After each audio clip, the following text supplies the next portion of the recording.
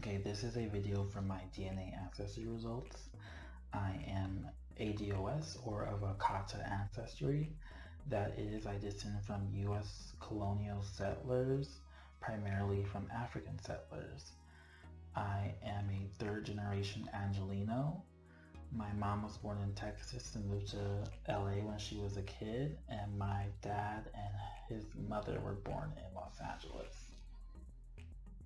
Okay, so these are my results. I'm using 23andme as I consider them the most accurate, and I'll show you why in a bit. It starts with my name. My last name is Arabic.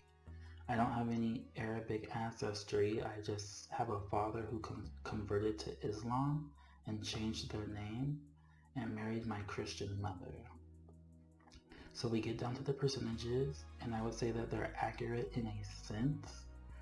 For example, I get 33% Nigerian. Saying that I'm 33% Nigerian is like saying that I'm 33% New Yorker. There are multiple ethnicities within New York, and there are multiple ethnicities within Nigeria. So that doesn't really make much sense. I would rather that these companies use languages instead of countries, as languages more tightly correlate with ethnicity than countries do. Another thing with these countries, especially in Africa, they're very new. So it's kind of misleading to say that I have Nigerian ancestors when my ancestors left Africa. Nigeria didn't even exist. And another thing is that these new territorial boundaries basically split up the same or similar ethnic groups. I would just read this as basically 77% Niger Congo, especially with my lineage, in that I'm already mixed with so many Niger Congo peoples anyways. Except for these East African percentages, which I think are more reflective of my Malagasy ancestry.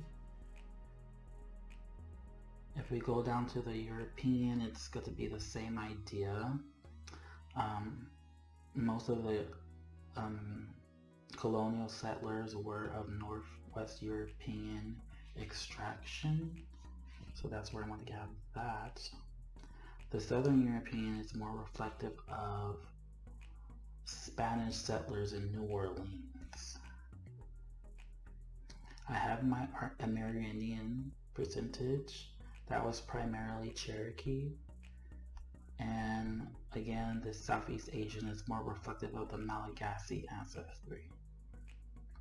The Central Asian is more of a relic percentage, more like an echo. It's like an ancient DNA, probably stemming from Silk Road migrations thousands of years ago. And that DNA flowed into Europe and then eventually to the US. Now, this is why I say 23 is more accurate. These default results and most results at other DNA testing sites, they're based on speculation. They're based on guessing. And 23andme tells you that by having this confidence level. They're telling you that these results, they're only confident that they're accurate at a 50% level. Okay? That's why you can shift this bar to 90% confidence, where they will only compare your DNA to people you have a very similar signature to, compared to just a similar, like they use in the more speculative regions. So when you do that, these specific results, they get moved into more broadly, which is actually more accurate. Like this 33% Nigerian, that's implying that I have more recent Nigerian ancestry or more recent Yoruba ancestry when my recent ancestors were Akata. So when they move it into more broadly, since they're not finding a very similar population, those specific percentages become smaller, which indicate more distant ancestry. And then these broadleys is kind of where my more contemporary ethnicities are being found in. And it's the same with the European. My more recent European background ancestors are Yanks and Dixians.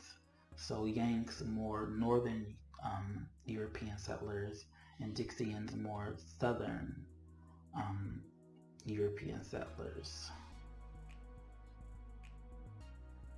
So if you take all of that into account, this is the more accurate result.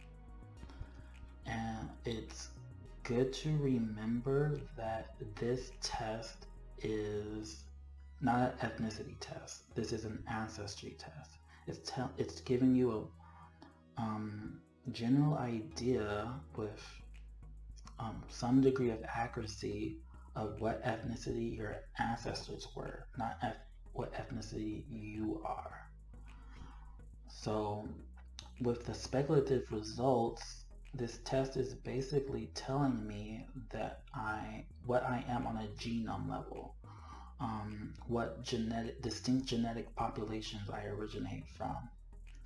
So yellow, green, red, and violet, or what people call for the European and African black and white. It's basically telling me that I'm 80% black and 20% white. And maybe a little information on my more distant ancestry. For it to be fully accurate, they would have to add more contemporary ethnicities, where you'll see Akata and Afrikaner and